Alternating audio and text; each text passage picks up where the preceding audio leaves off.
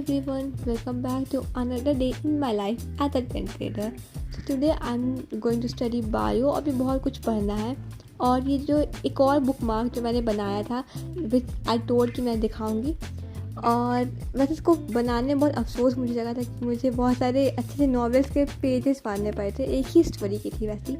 Anyways, so I am studying now heredity. Evolution वाला part तो पूरा डिलीट हो चुका है और एंड ऑब्वियसली साइंस के लिए जब भी मुझे कुछ पढ़ना होता है तो ऑब्वियसली मैं प्रशांत से पढ़ती हूँ। सो मैंने अपने से बायो ना मुझे ऐसे ही ईजी लगती है तो मैं पहले ना पढ़ लेती हूँ खुद से ही, ईजी टू अंडरस्टैंड है।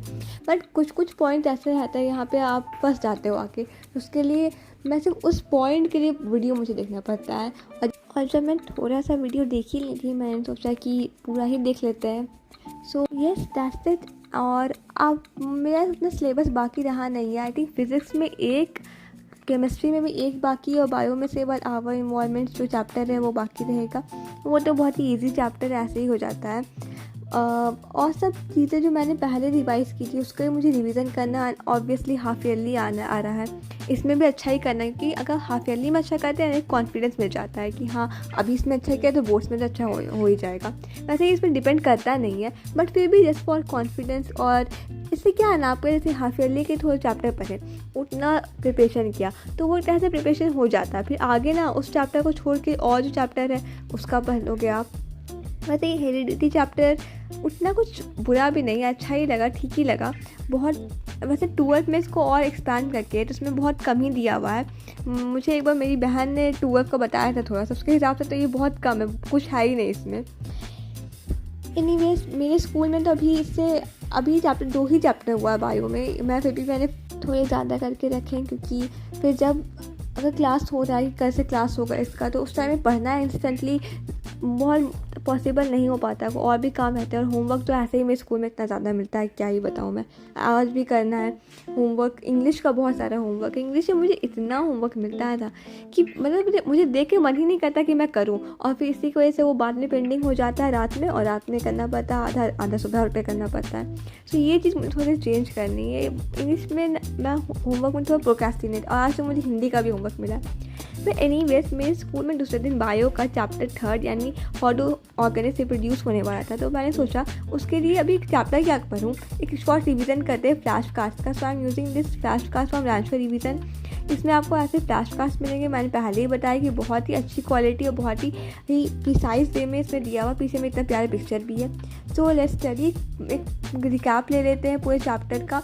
मैंने पहले भी इससे पढ़ाई की थी, लाइक फॉर क्विक रिवीजन, क्योंकि कल शुरू होगा आप पहले से पढ़ के जाते हो so you have an idea कि क्या क्या हो रहा है, कैसे बताया जा रहा है। तो उतना कुछ ना समझने वाली चीज़ नहीं रहता। मैंने बहुत पहले पढ़ा था और चैप्टर ईजी था तो मैंने खुद ही पढ़ लिया था, तो इसीलिए बहुत ईजी टू अंडरस्टैंड चैप्टर था।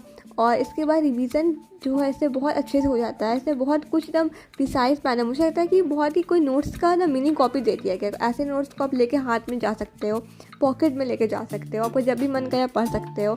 और इसके डायग्राम भी देखो कितने अच्छे से दिए हुए हैं यहाँ पे। तो आई वॉज रिवाइजिंग दिस। और इसके बाद मैंने सोचा कि मैं थोड़ा MCQ भी सॉल्व कर लूँगी अगर टाइम मिला तो।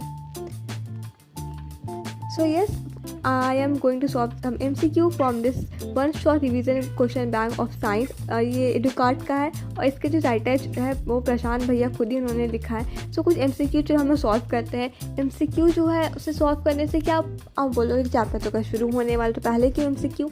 तो रीज़न इससे मेरे बायो के टीचर है ना, उन्हें क्या पता है क्या ही एक शौक है कि पहले से ना क्वेश्चन पूछने लगते हैं। उन्हें लगता है कि वो पहले बोलते थे हम लोग ये चैप्टर शुरू करने वाले, पढ़ के आना, और फिर उससे वो क्वेश्चन पूछने लगते हैं। तो मैं कुछ MCQ सॉल्व करके जा रही हूँ कि मुझे पता है ना वो ऊपर ऊपर से ही पूछेंगे।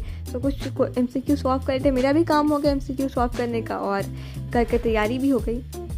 तो इसमें बहुत सारे अच्छे क्वेश्चन दिए हुए हैं। कुछ क्वेश्चन जो समझ नहीं आता मैं सर्कल कर देती हूँ, बाद में उसको हिंट्स और एक्सप्लेनेशन तो दिया हुआ उससे देख के समझ लेती हूँ। तो मैंने पूरे ही MCQ सॉल्व किए थे। केस बेस मैंने सोचा था सॉल्व करूँगी मैं, लेकिन उतना टाइम नहीं मिल पाया। And the most important thing is कि मुझे और भी होमवर्क करना था इंग्लिश का खास करके, तो उधर भी मुझे फोकस करना था।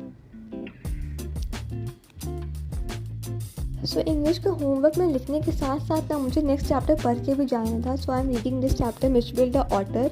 ये चैप्टर उतना कुछ भारी तो है नहीं, ऑब्वियसली इंग्लिश के चैप्टर उतने भारी नहीं रहते हैं, स्टोरी खास करके।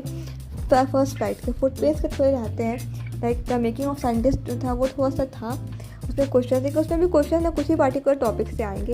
वैसे ही इसमें अगर हम देखेंगे मिचबिन द ऑटर में, इसमें बहुत सारे सीन्स दिए हुए हैं, इससे भी कुछ ही चीज़ से क्वेश्चन आ सकता है, उसका बिहेवियर दिस टाइम। तो जो भी हो मैं एक कहानी पढ़ लेती हूँ, ऑब्वियसली मेरे टीचर पूछना पहले शुरू करेंगे क्या पढ़ा, कैसे पढ़ा। और जिस दिन मैं कभी ऐसा होता है ना कि मैं नहीं पढ़ा, उसी दिन होता है कि मुझे ही खड़ा करके पूछा जाएगा कि क्या हुआ कहानी में बताओ। तो स्टोरी तो बहुत अच्छी थी, मतलब अच्छी थी, पढ़ने में मज़ा ही आया पढ़ के। और ऑब्वियसली जब ये ऐसी आती है ना फर्स्ट पर्सन नरेशन का वाली, तो मुझे बहुत पसंद आती है पर्सनली। आज की वीडियो में इतना ही। इसके बाद मैंने होमवर्क किया, उसके इंग्लिश का ITS वगैरह लिखे, उसके बाद डिनर किया और मैं सोने चली गई। So see you all in the next video. Till then good bye.